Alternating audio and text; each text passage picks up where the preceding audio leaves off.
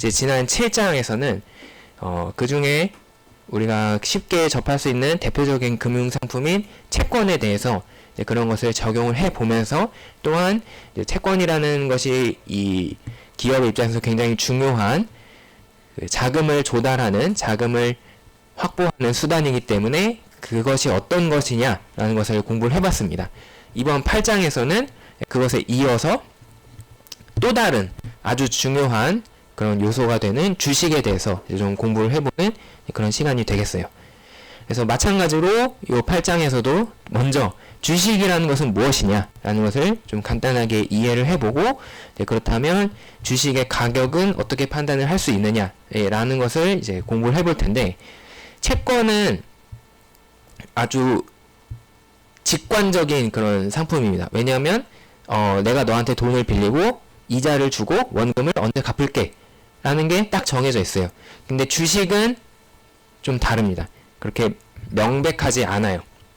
그래서 주식의 가격을, 주식의 가치를 판단하는 것 또한 어려워집니다. 그래서 주식의 가치를 판단하는 방법은 채권처럼 정해진 공식이 하나 딱 있는 게 아니라, 이렇게 해보면 어떨까, 저렇게 해보면 어떨까, 여러 가지 방법이 있고, 근데 그게 다 정확한 값이 아니라 추정이고 근사예요. 그래서 이제 그 주식의 가격을 판단하는 여러 가지 방법 중에서 그냥 2가지 정도를 이번 장의 뒷부분에서 소개를 해드릴 예정입니다.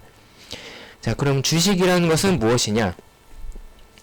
주식이라는 것은 주인 주자 그리고 나누는 식이 있어요. 그래서 이 주식이라는 것은 주인에 대한 권리를 나눈 것이다 라는 뜻을 가지고 있고, 영어로는 스톡이라고 이야기하고, 그리고 이제 우리가 나누어진 것을 이야기할 때는 쉐어라는 말로, 왜냐하면 서로 공유하고 있는 거니까 라는 표현으로 씁니다. 그래서 단위는 이제 내가 한 주식 한 개를 가지고 있다 하면 1주를 가지고 있다 라고 얘기하고, 이제 영어에서는 원 쉐어를 가지고 있다, 뭐 이런 식으로 얘기를 하죠.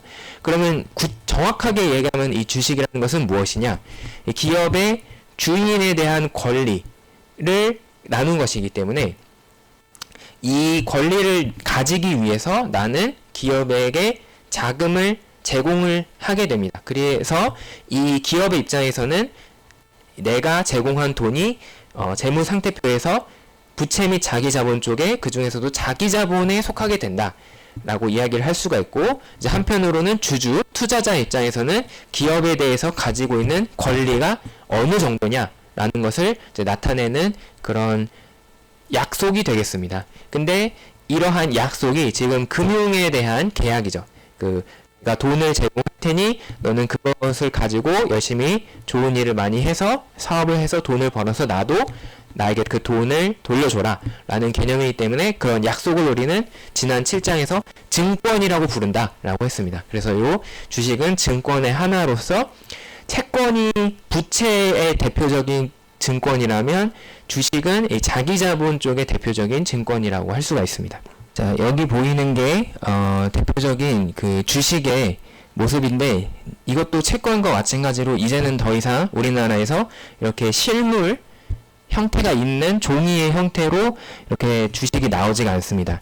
이제는 모든 것을 전자 서류로 처리를 한다. 그래서 데이터 쪼가리로 존재를 합니다. 하지만 이제 그 본질적인 부분에 대해서 우리가 이렇게 생각을 해볼 수 있는데, 이 삼성전자 주식회사다라는 그 회사에 대해서 이제 주식이라고 쓰여져 있고, 이제 그게 하나당 얼마의 가치라는 것이 이제 들어가 있습니다. 근데 여기서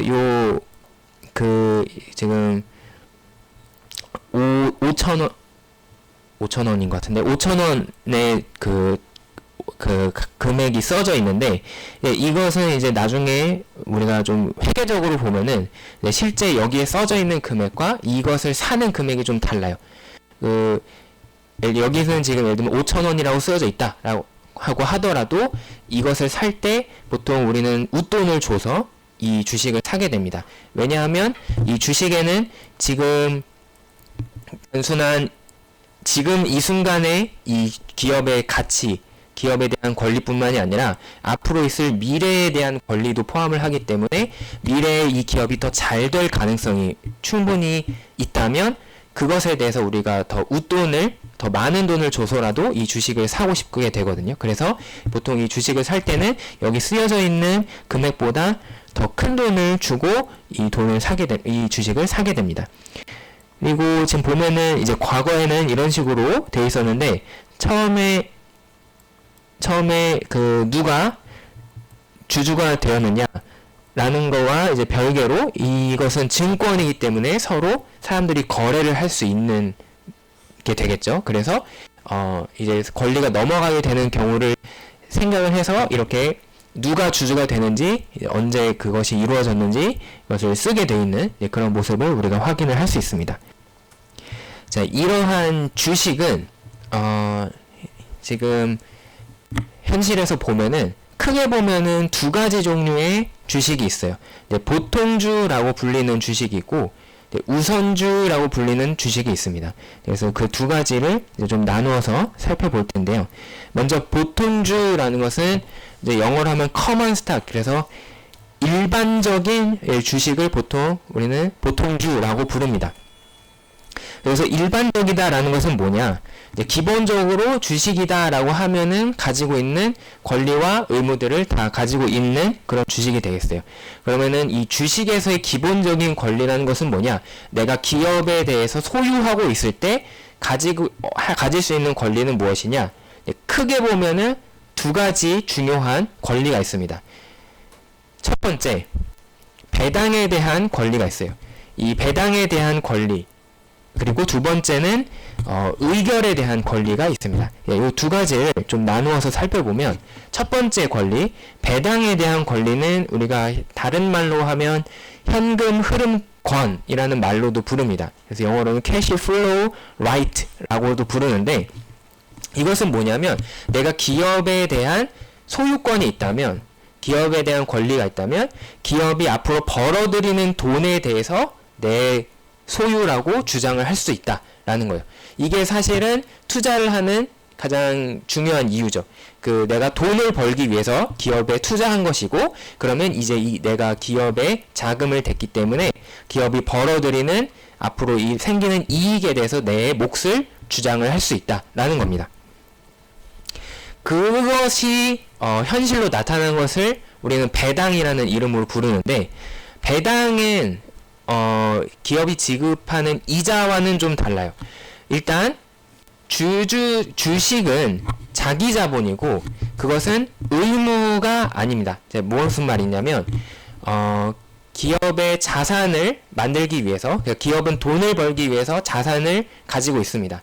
그리고 그 자산을 가지기 위해서 필요한 자금은 부채나 자기 자본에서 나오게 됩니다. 근데 그 중에서 우리는 부채 뭐라고 얘기하냐면 의무다라고 표현을 할 수 있다라고 했습니다. 그래서 내가 돈을 빌렸다면 갚는 의무가 있죠. 그래서 기업이 은행에서 돈을 빌렸다면 반드시 어떤 일이 있어도 그 돈을 일단 최대한 갚기 위해서 노력을 해야 됩니다. 하지만 자기 자본은 의무가 아닌 거예요. 그래서 갚아야 된다라는 의무가 존재하지 않습니다. 그러면 어떻게 되느냐? 주주들한테 주는 요 배당은 필수가 아닌 거예요. 기업의 선택이다. 이거는 굉장히 큰 차이가 있죠. 내가 무조건 배당을 줘야 되느냐, 그리고 배당을 죄송합니다. 배당을 줘도 줄 수 있느냐라는 것은 이제 굉장히 큰 뉘앙스의 차이가 있는 거예요. 그래서 여러분들이 오해하시면 안 되는 것이, 배당을 기업이 안 준다고 해서 법적으로 잘못된 일은 아니다. 다만 원망을 들을 뿐, 그래서 배당은 기업의 부채가 아니고 따라서 의무가 아니다 라는 점을 우리가 생각을 해볼 수가 있습니다. 그리고 두 번째로, 배당을 준다라는 것은 기업이 벌어들인 돈을 이제 분배한다, 나눠준다라는 겁니다. 그러면 이것은 언제 일어나느냐? 기업이 처음에 매출을 일으켜서, 그러니까 어디 물건이나 뭐 서비스를 제공해서 돈을 벌고, 그 과정에서 필요한 비용을 다 산정을 해서 우리의 이익이 얼마다, 얼마를 쓰고 얼마를 벌었다라는 계획이 끝난 후에, 자 그러면 이제 이것을 어떻게 나눌까를 고민하는 것이 배당이다라는 겁니다. 그래서 손익계산서에서 보면 매출부터 해서 쭉쭉쭉쭉 손익까지 계산이 끝난 후에 배당이 결정이 되죠. 따라서 배당은 그 중간 과정에 들어가는 비용과는 큰 차이가 있다. 그래서 기업의 경영을 하는 입장에서 배당을 비용으로 생각해서는 안 된다라는 겁니다. 그리고 이 배당을 줄 때 기업은 이것은 비용이 아니기 때문에 배당을 많이 주었다고 해서 비용이 늘어난 것이 아니므로 우리가 내야 되는 세금이 줄어드는 일이 발생하지 않는다. 일단 우리는 기업은 먼저 그 매출에서 여러 가지 비용을 빼서 그 세금을 얼마를 내야 되느냐라는 것을 계산을 하고 그 이후에 남은 것을 이제 배당을 줄까 말까 이렇게 고민을 한다라는 거죠. 그리고 이제 기업에게서 주주에게로 배당이 이루어지면 이것은 주주의 입장에서 소득이 된다. 돈을 번 것이 된다. 그렇다면 항상 국가의 관점에서는 소득이 있는 곳에 세금이 있기 때문에 다시 주주는 배당을 받은 것에 대해서 소득세를 내야 된다. 그래서 배당소득세라는 이름으로 내가 벌어들인 요 금융 이득에 대해서 주주는 돈을 또 내야 됩니다. 그렇게 하고 보면 주주의 입장에서 약간 불편한 점이 있을 수 있어요. 기분이 나빠요. 왜냐하면 기업이 활동을 해서 나에게 배당을 주기까지 세금을 몇 번을 내느냐? 2번을 낸다 이거죠. 기업이 돈을 벌었을 때 그것에 대해서 기업에 법인세를 내고 그것이 다시 나에게 왔을 때 나는 소득이 늘었네 하면서 배당소득세를 또 낸다. 그래서 이거 이중과세 아니냐? 왜 세금을 2번 내느냐? 라고 주장할 수 있지만 제가 이 1장에서 얘기를 했듯이 그것은 기업에게 여러 가지 활동의 영역을 넓혀주기 위해서 기업에게 법인이라는 인격체로서의 권리를 부여했기 때문에 자연스럽게 이루어진 사회적 합의다. 그래서 그것을 너무 억울해할 필요는 없다. 왜냐하면 기업이 이렇게 법인으로서 존재함으로써 얻는 이익이 이제 그러한 불이익을 상쇄할 만큼 더 크기 때문에 그래서 그 억울해할 거 없이 네가 선택한 투자다라고 하면서 이제 세금을 이제 내야 된다라는 점을 기억을 해야 됩니다. 자, 첫 번째는 이렇게 이익에 대한 현금을 받을 수 있는 권리, 배당을 받을 수 있는 권리였어요. 두 번째는 뭐냐? 내가 기업에 대해서 행사할 수 있는 두 번째 중요한 권리는 바로 경영의 의사결정에 참여할 수 있는 권리입니다. 그래서 의결권이라는 것이 주어져요. 투표를 할 수 있는 권리가 주어진다는 거죠. 이제 우리나라에 대해서 이제 여러분들께서 지난 4월에 총선을 치렀죠. 그래서 국회의원을 뽑았듯이 마찬가지로 기업에 대해서 주주들은 투표를 할 수가 있습니다. 자, 이것은 여러분들이 투표를 할 수 있는 것은 여러분들이 민주주의 사회에서 국가의 주인으로서의 권리가 있기 때문이죠. 이제 마찬가지로 기업의 주인인 주주는 기업의 의사결정 과정에 참여해서 투표를 할 수 있는 권리가 있다. 그런데 고대 민주주의가 있었던 아테네나 아니면 뭐 다른 나라처럼 그리스의 민주주의가 처음으로 생겼던 그런 나라에서는 아예 중요한 의사결정을 그 도시의 시민들이 모여서 직접 투표를 해서 결정을 했어요. 예를 들면 아테네가 스파르타랑 싸울까 말까, 아니면 페르시아가 아테네에 쳐들어올 때 우리가 그것을 막아야 될까 아니면은 평화협정을 맺을까, 이런 중요한 의사결정에 대해서 아테네 시민들이 투표를 직접 해서 다수결로 의사결정을 했습니다. 근데 이제 현재로 오면은 그러기에는 너무 규모가 커져버렸죠. 무슨 얘기냐면 여러분들이 우리나라 대한민국에 4,500만이 다 모여가지고 매일매일 투표를 할 수도 없을 뿐더러 그러기에는 너무 현생을 살기에 바쁜 거죠. 그래서 우리는 어떻게 하느냐? 법을 만드는 대표자인 국회, 그 다음에 그것을 집행하는 대표자인 그러면 그 사람들이 알아서 한다. 마찬가지로 기업도 이제는 너무나 규모가 크기 때문에 기업의 하루하루의 의사결정을 우리가 모든 것을 다 할 수가 없죠. 그래서 우리는 대표자를 뽑는 것으로 우리가 이 투표의 권리를 행사를 하게 됩니다. 그래서 기업의 경영자, 우리를 대신해서 이 기업을 운영을 할 대표자를 뽑는 그런 투표를 하게 된다. 이제 그런데 다만 그 중에서도 아주 중요한 사항에 대해서는 우리가 직접 투표를 합니다. 그래서 그런 아주 중요한 몇 가지 특이한 사례에 대해서는 경영자라고 하더라도 이 사장이라고 하더라도 마음대로 할 수 없고 전체 주주들의 동의를 받아야만 진행을 할 수 있는 그런 사건들이 있습니다.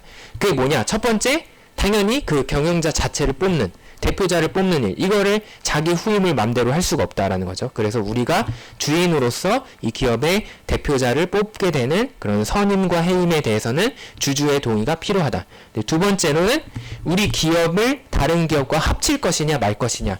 예를 들면 우리나라가 굉장히 불편할 수도 있지만 뭐 갑자기 이 어떤 그 시간선에서는 우리나라와 일본이 같은 나라가 되기로 했다. 아니면 우리나라가 뭐 인터넷에 농담처럼 미국의 52번째 주가 되기로 했다. 뭐 이런 의사결정이 있다라고 합시다. 뭐 현실에서는 상상하기 힘들지만, 근데 그러한 의사결정에 있어서 국민들이 찬성하느냐 반대하느냐 이것을 물어보는 건 굉장히 중요하겠죠. 마찬가지로 기업이 멀쩡히 있다가 갑자기 자 우리는 앞으로 다른 기업이랑 합칠 거예요, 이런 결정은 굉장히 중요한 이제 의사결정이 되기 때문에 함부로 할 수가 없는 겁니다. 그래서 이런 경우에도 이제 주주의 동의가 필요하다.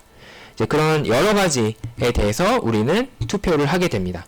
그러면 투표를 할 때 어떤 식으로 구체적으로 그것을 판단을 할 거냐?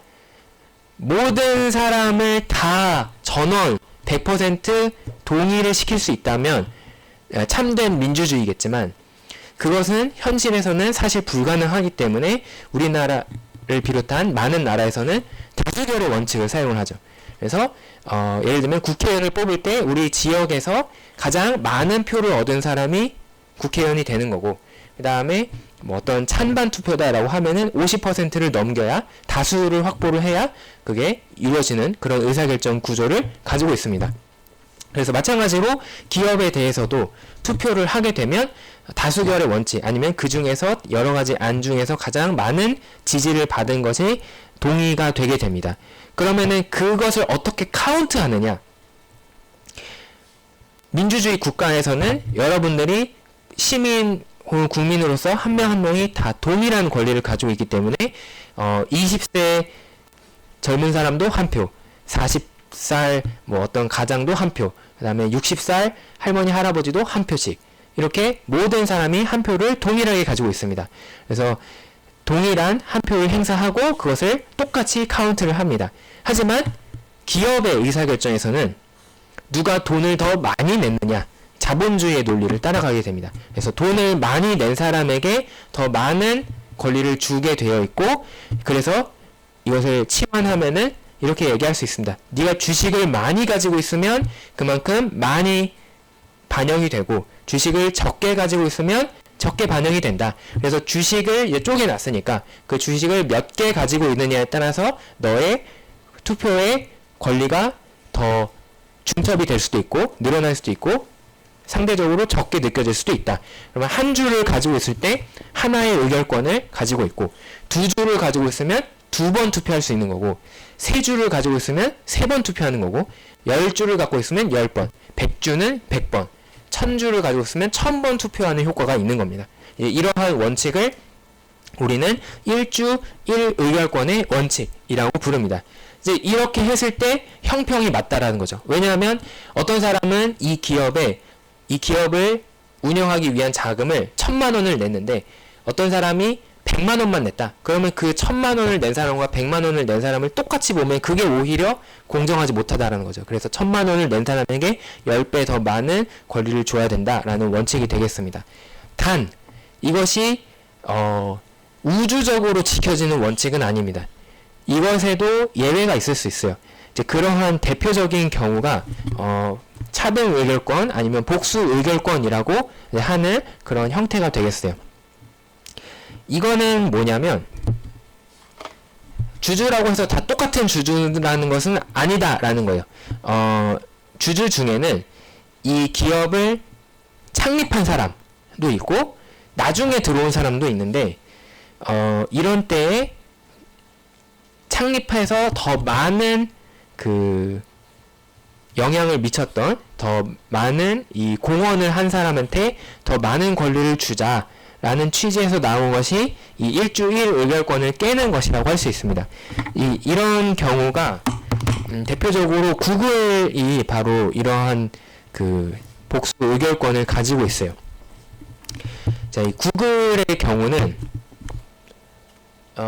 이제 레리 페이지라는 사람이랑 그다음에 세르게이 브린,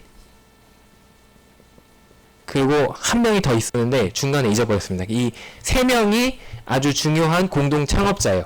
근데 이 사람들이 그 투자를 그러니까 좋은 아이디어를 가지고 이 구글이라는 회사를 만들었지만 구글이 성장하기 위해서 더 많은 돈이 필요한 거죠. 그래서 이제 투자자들한테 돈을 받게 됩니다. 이제 그러면 어떤 일이 일어나냐면 투자자들이 들어와서 자금을 제공하면 그 사람들한테 주식이 넘어가죠. 그러면 사실 이 사람들이 뭐 학생일 때 이런 창업을 했기 때문에 실제로 이 사람들이 투자한 돈은 얼마 안 돼요. 뭐 예컨대 이렇게 얘기를 합시다. 예컨대 이 사람들이 100만 원을 가지고 이 회사를 시작을 했다. 근데 투자자들한테 900만 원을 받았다라고 합시다. 그러니까 이 사람들은 아이디어가 있었지만 돈이 없었고, 투자자들은 돈은 있지만 아이디어가 없는 사람들이었어요. 그런데 이 도움을 받아서 이 구글이라는 회사를 키웠다라고 합시다. 자, 그러면 1000만 원의 자기 자본을 가지고 이 사업을 하게 되는 거죠. 그러면 그 중에 1000만 원분의 100만 원의 공헌을 한 그 금액적인 측면에서 한 이 레리 페이지와 세르게이 브린은 얼마를 가져갈 수 있냐면 10%의 지분을 가져갈 수 있는 겁니다. 근데 투자자들은 아이디어가 없었음에도 불구하고 돈이 많이 냈다라는 이유로 나머지 90%를 가져가게 돼요.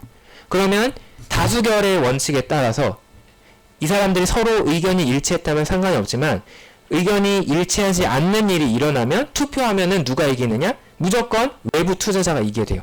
이거는 이 사람들 입장에서는 굉장히 억울하고 분통한 일일 수 있어요. 왜냐하면 우리가 이 회사를 세울 때 생각한 철학과 목표는 이것이 아니었는데 우리가 회사를 키우기 위해서 외부의 투자를 받았다. 뭐 그것은 그때는 어쩔 수 없었는데 그렇다라는 것을 이유로 모든 권리가 뺏겨버리는 그런 상황이 발생할 수 있겠죠. 그러면은 아내하고 때려칠 수 있는 겁니다. 근데 아내하고 때려치는 건 이 사람들 마음인데 그러면 사실 구글이라는 회사나 아니면은 이 구글이 있는 이제 미국 경제나 아니면 전 세계 경제에도 손해예요. 왜냐하면 이 사람들의 재능이 구글을 만든 거잖아요. 근데 이런 재능이 떠난다. 꼬아서 떠났다라고 하면은 사실은 손실이죠. 그래서 이 사람들의 권리를 보호해주기 위해서 나오게 되는 것이 바로 이런 복수 의결권이라고 할 수 있습니다. 자, 그럼 어떻게 하느냐? 너는 이 100만 원, 그래서 예를 들어서 이 사람들한테 10주를 주고 이 나머지 투자자들이 이 90주를 가지고 있다라고 할 때 이 10주에 대해서 너희는 특별한 애들이기 때문에 1주당 1의결권이 아니라 10의결권을 주겠다 라고 하는 겁니다. 자, 그리고 우리는 일반적인 그 조건에 맞추어서 1주당 1의결권을 가지고 있겠다 라고 하는 거예요. 그러면 어떤 일이 일어나느냐? 투표를 하면은 이제 반전이 일어납니다. 전체 투표를 했을 때 투표 숫자가 몇 개가 되냐면 얘네는 10주밖에 없지만 10개의 투표권이 있기 때문에 10 곱하기 10 해서 100개의 투표권이 있어요. 그리고 얘네는 90주를 가지고 있지만 하나당 1개의 투표권만 있기 때문에 90 곱하기 1 해서 90개의 투표권이 있어요. 이게 토탈 합친 전체 투표 숫자고 이거는 190이 되죠. 근데 이 190개의 투표 중에서 얘네가 몇 개를 가지고 있냐면 100을 가지고 있기 때문에 이거를 계산해 보면 대략적으로 한 51, 2% 정도가 나옵니다. 그래서 무조건 얘네가 투표하는 대로 정책을 만들 수 있어요. 얘네가 다수결이 될 수가 있는 거예요. 주식의 숫자가 적음에도 불구하고 투표에서의 결과는 얘네에게 다수결을 보장을 해준다. 그래서 얘네가 주도적으로 원하는 방향으로 기업의 경영을 결정을 할 수 있게 만들어주는 겁니다. 이러한 것이 바로 복수 의결권이다 라고 할 수 있습니다. 그래서 의결권이 여러 개 인 그런 주식을 만들게 되는 거죠. 이게 미국이나 이런 일부 나라에서 이제 허용이 되어 있습니다. 근데 이게 장단점이 있어요. 이제 우리나라의 경우는 원래 일주일 의결권의 원칙을 가지고 있었어요. 그것을 왜 그렇게 했느냐? 왜 그러냐면 거꾸로 사실 미국이나 영국이나 다른 선진국에서 배웠기 때문이에요. 이제 발전하는 흔히 이머징 마켓이라고 이머징 이코노미라고 얘기하는 뭐 옛날 표현을 하면은 개발국이고 아니면 신흥국의 입장에서 유리한 게 뭐냐면 우리는 남들이 이렇게 해보고 저렇게 해보고 여러 가지 실패를 해볼 때 그것을 다 관찰한 후에 베스트를 선택을 할 수 있다는 장점이 있어요. 그래서 미국이나 영국이나 이런 자본주의 선진 국가는 여러 가지 시행착오를 겪으면서 실패도 많이 경험하고 뭐 했는데 이제 우리는 그것을 뒤에서 보면서 이렇게 배워서 가장 좋은 것을 채택을 하면서 빠르게 쫓아왔어요. 근데 그것 중에 하나가 바로 일주일 의결권의 원칙을 가져가자라는 겁니다. 왜냐하면 미국에서 이런 일주일 의결권을 깨는 이런 복수 의결권이 있을 때 과거에는 안 좋은 폐해가 나쁜 점이 굉장히 많았습니다. 왜 그러냐면 이렇게 하면 한두 명 멋대로 기업을 운영을 할 수 있죠. 그래서 얘네가 나쁜 마음을 먹으면 얘네들은 돈을 많이 냈음에도 불구하고 권리를 침해당하는 일이 발생할 수 있었다. 그래서 이 사람들이 투자자들이 그리고 이런 투자자들은 보통 일반적인 소시민일 가능성이 크기 때문에 보호가 필요한 대상인데 오히려 많은 피해를 입고 돈이 좀 있는 그런 소수의 그 사람에게 권력이 집중되는 기업의 권력이 집중되는 그런 문제가 있다라고 해서 이제 일주일 의결권의 원칙을 우리가 세우게 된 겁니다. 근데 이제 세상이 좀 지나면서 요즘에는 중요한 게 벤처 회사, 스타트업 이런 게 중요해지고 있잖아요. 그래서 새로운 기술 이런 것을 빠르게 만들고 적용하고 혁신하고 이런 기업들이 중요해지는데 그럴 때에 중요한 것이 이런 창업자들의 권리를 보장해 주는 게 되는 거죠. 창업자들이 기껏 회사를 만들었는데 그 회사를 다른 사람들한테 빼앗기게 된다라고 하면은 아무도 창업을 하고 싶어 하지 않을 테니까. 그래서 이제 거꾸로 과거에는 단점이 많았던 이런 제도가 장점이 발견이 되게 된 거라고 할 수가 있어요. 그래서 우리나라에서도 그러한 점을 캐치를 하고 작년부터 그러면 벤처 회사에 대해서는 이런 복수 의결권을 허용을 해주겠다라는 그런 제도를 변화를 시키게 됩니다. 그래서 국회에서 이 복수 의결권을 허용해주는 그런 법을 통과시키게 돼요. 이제 그게 벤처 기업 촉진법이라고 이제 있습니다. 그래서 그 법을 이제 개정을 해서 이 벤처 회사에 대해서는 이런 복수 의결권을 허용을 해주겠다. 그래서 창업자들의 권리를 많이 보호해주고 그걸 통해서 많은 사람들이 창업을 꿈꾸도록 그래서 우리 사회가 더 발전할 수 있게 한번 밀어줘 보자 이런 움직임이라고 할 수 있습니다. 하지만 일반적으로 여러분들이 보는 많은 기업들 뭐 삼성전자라든가 이런 대기업 대부분의 경우는 일주일 의결권의 원칙을 지켜야 한다 이렇게 기억을 하시면 되겠어요. 자, 그래서 지금 두 가지 권리에 대해서 이야기했습니다. 첫 번째, 보통주 주식의 권리는 크게 두 가지가 있다. 돈에 대한 권리 그리고 의사결정에 대한 권리 이 두 가지가 있다. 이 점을 꼭 기억을 하시면 되겠고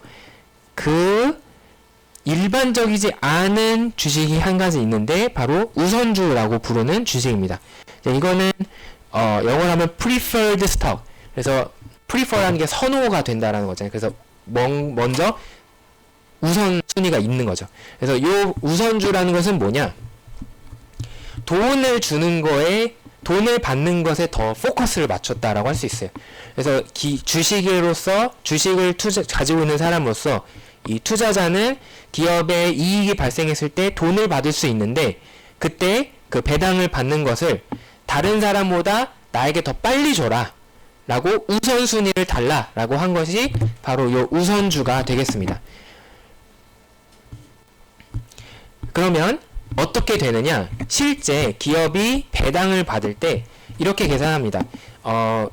이사회에서 우리는 올해 배당을 예를 들면 총 1억 원을 주겠다 라고 결정을 내리면 그 중에 먼저 우선주를 가지고 있는 주주들한테 먼저 주어야 되는 금액이 얼마인지를 계산합니다. 예를 들면 우선주 주주들한테 4천만 원을 줘야 된다라고 하면은 그 1억 원 중에서 4천만 원을 먼저 우선주 주주한테 나눠주고 나머지 6천만 원을 이제 보통주를 가지고 있는 사람들끼리 골고루 나눠 가지게 되는 형태가 되는 거예요. 그래서 항상 우선주를 먼저 준다. 자, 근데 그렇게 하면은 순서가 생겼어요.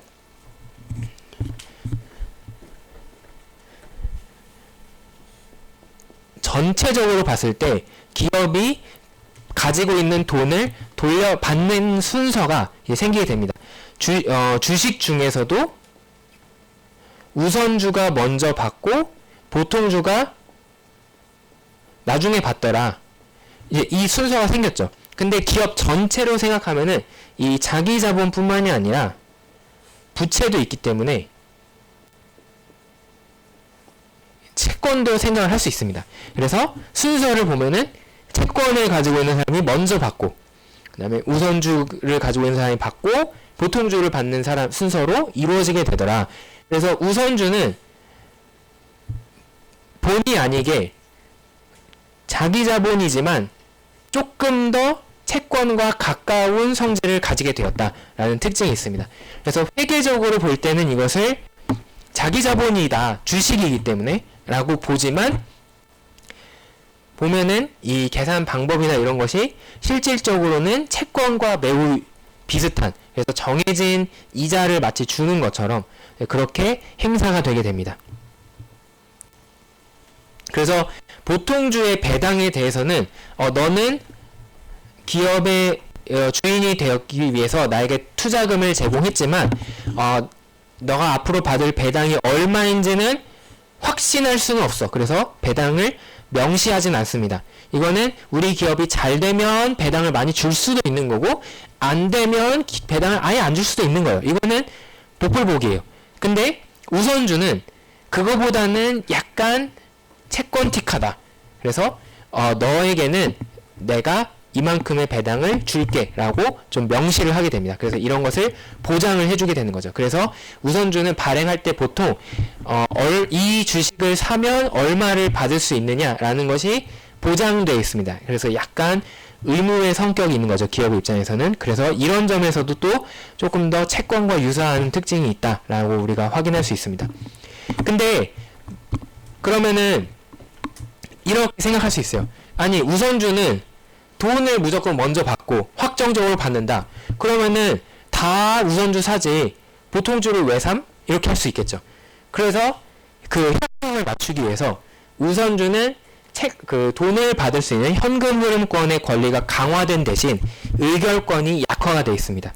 그래서 보통 우리나라에서는 우선주를 샀을 때 의결권, 그러니까 경영에 참여할 수 있는 권리는 없는 경우가 대부분입니다.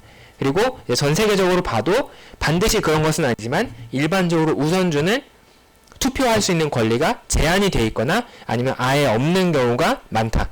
그래서 하나를 얻으면 하나를 잃는 거죠.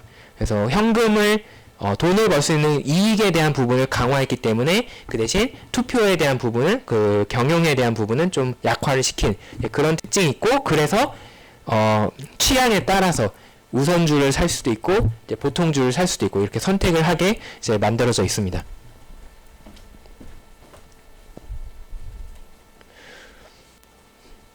그래서 잠깐 넘어가기 전에 참고로 말씀을 드리면 주식시장에 대한 정보를 확인할 수 있는 방법이 뭐 네이버 파이낸스, finance.naver.com 여기 오거나 아니면 finance.daum.com, daum.net 이런 데를 가시면 되는데 여기서 보면은 삼성전자를 검색해 보면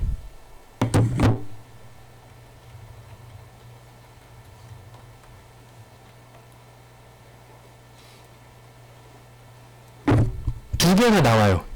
삼성전자 우가 있고 삼성전자 우가 있습니다. 그래서 이거를 잘 모르면 오해를 할 수 있어요.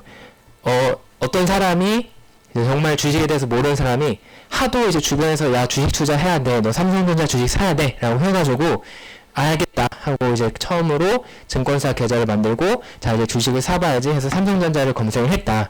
근데 삼성전자가 하나는 78,000원짜리고 하나는 65,000원. 그래서 야 싼 거 사야 되는 거 아니야? 해가지고 삼성전자 우를 산다. 그러면 이게 다른 사람들이 생각하는 그 삼성전자가 아니게 되는 거죠. 바로 여기서 삼성전자 그냥은 보통주를 의미하는 거고 우가 붙은 이 삼성전자 우는 삼성전자에 대한 우선주에 대한 권리다. 그래서 두 개가 다른 금융상품이기 때문에 이제 그걸 알고 사면 상관이 없지만 모르고 사면 이제 잘못된 투자를 할 수가 있는 거죠. 지금 보면은 삼성전자 우선주의 가격이 일반적으로 삼성전자 주식보다 가격이 낮아요. 이것은 왜 그럴까? 바로 이 차이만큼에 대해서 투자자들이 그 경영에 대한 권리를 생각하기 때문입니다. 삼성전자 그냥 보통주를 사면은 나는 삼성전자의 지분도 가지게 되는, 그리고 이제 앞으로 그 삼성전자가 더 미래에 더 잘 돼서 이제 배당이 늘어날 수 있는 그런 가능성을 생각을 하는 거지만, 삼성전자 우를 사게 되면 경영에 대한 참여할 수 있는 권리가 제한돼 있고, 그리고 배당이 확정적이기 때문에 그 삼성전자가 더 잘 된다고 해서 늘어나지 않는다는 거죠. 물론 반대로 생각하면은 삼성전자가 잘 안 돼도 우선주에 대한 배당은 이루어질 것이기 때문에 좀 확정적으로 안심할 수는 있지만, 그런 것을 우리는 보통 이 금융에서 뭐라고 얘기하냐면 공짜 점심은 없다. 그래서 위험이 적으면, 그러니까 불확실성이 적으면 안정적이지만 수익도 적어지고, 내가 위험이 늘어나면, 불확실한 부분이 늘어나면 안 될 가능성이 있지만 그만큼 잘 될 가능성도 있기 때문에 이익이 늘어날 수 있거든요. 그래서 이제 이게 삼성전자의 주가는 보통주의 주가가 보통 이제 우선주의 주가보다 이제 차이가 나게 되고, 이 보통주 주식이 가격이 큰 것은 이제 이러한 차이를 반영한 것이라고 할 수가 있습니다. 자, 이렇게 해서 지금까지 이 주식에 대한 일반적인 이야기를 한번 해봤는데, 그러면 주식의 가격, 이걸 얼마에 사고 파는 것이 적당할까? 라는 것은 어떻게 결정하면 될까? 이제 이것은 제가 말씀을 드렸듯이 채권과는 달리 정해진 방법이 없습니다.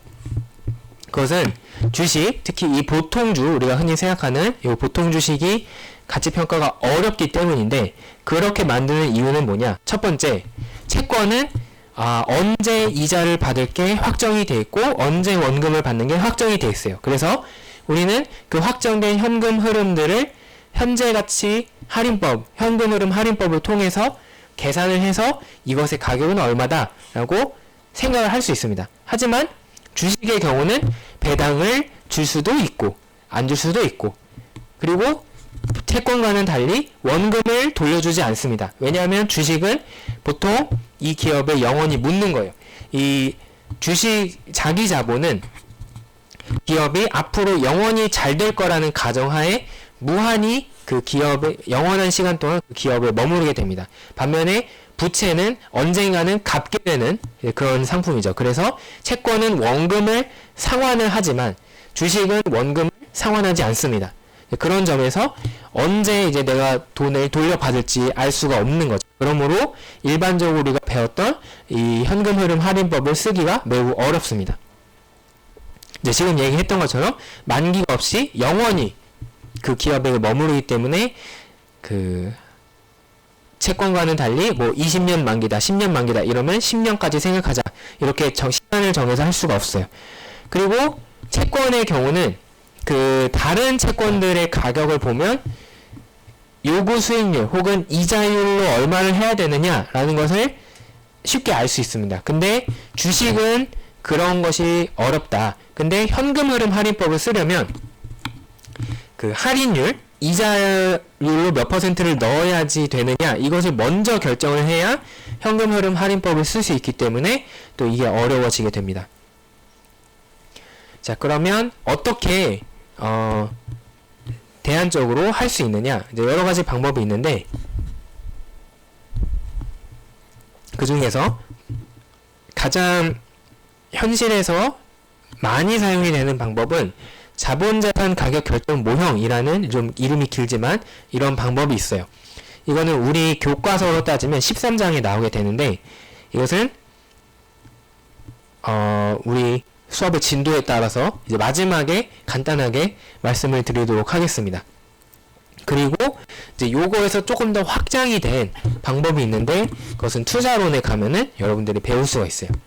이제 지금 여기서 배운 거는 두 가지인데, 첫 번째는 배당 할인 모형이라는 배당을 기초로 이 주식의 값어치를 생각하는 그런 모형이 되겠고, 두 번째는 상대가치 평가법이 되겠습니다.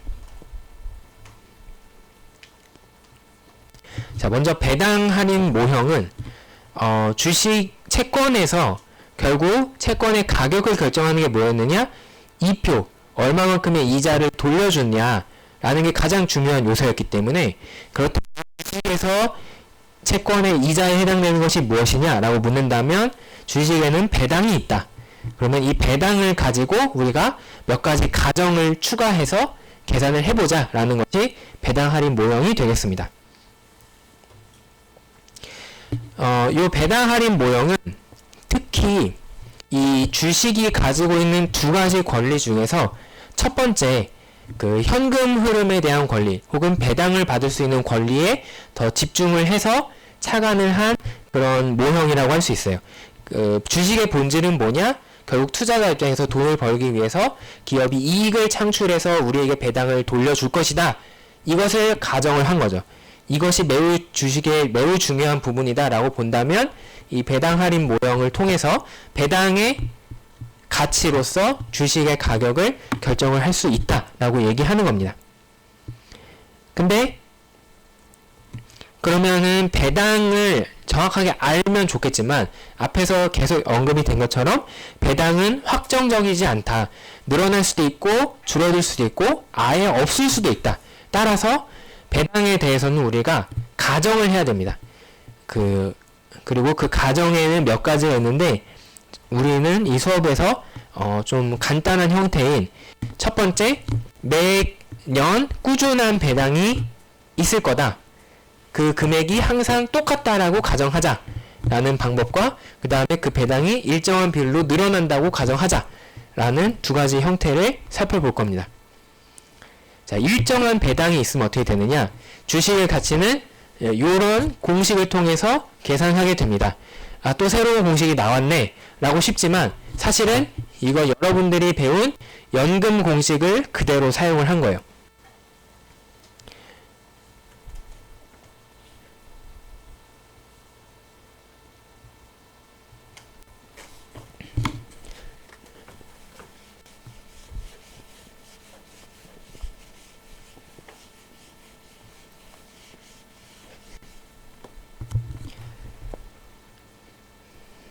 자, 어떤 기업이 매년 한 주마다 한 주를 가지고 있을 때마다 $10를 배당으로 준다.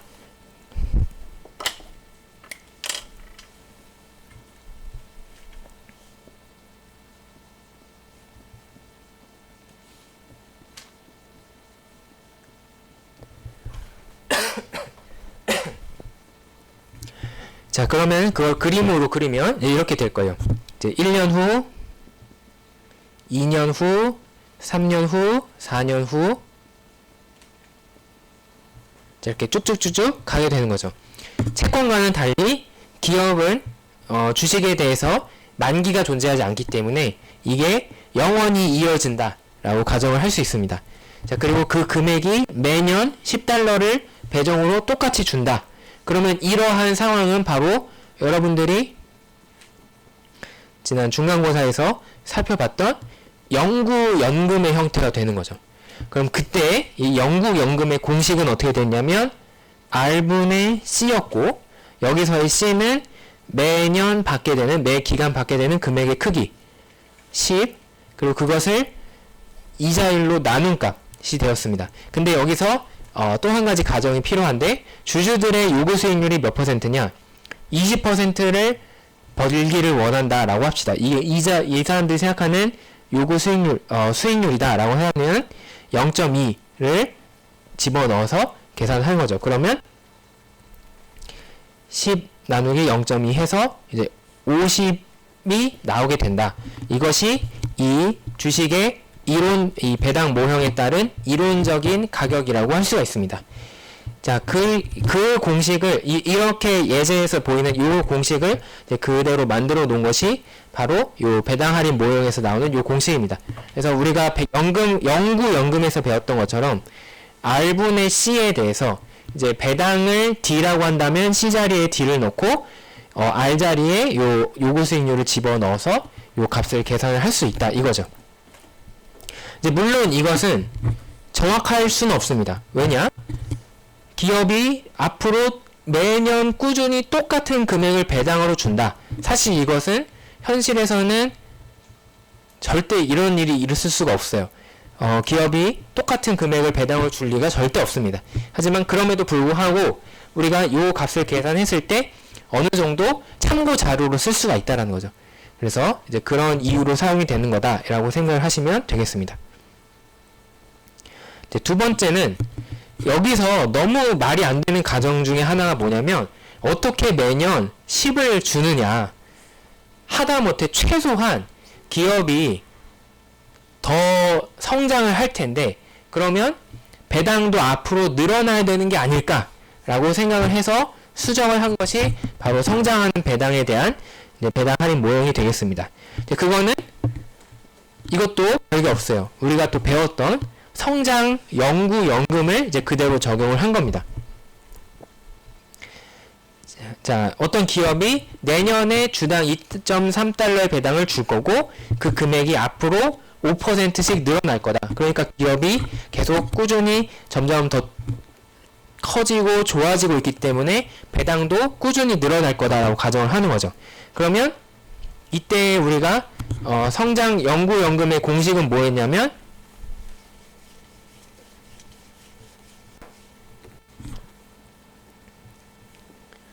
R 빼기 G분의 C였다. 네, 그래서 이제 요 값을 대입을 하면 이 문제를 쉽게 풀어서 이제 계산을 할 수 있습니다. 이러면 주주들의 요구수익률이 13%다라고 하면은 0.13. 거기서 5%씩 늘어나니까 0.05를 빼고 요 C 자리에다가는 내년에 주는 2.3을 집어넣어서 계산을 하면 된다. 이거죠. 그러면 30.19 이렇게 나오게 되는데 따라서 이 모형에 따르면 이 기업의 주가는 약 30달러 정도가 될 거다라고 추정을 할 수 있게 됩니다.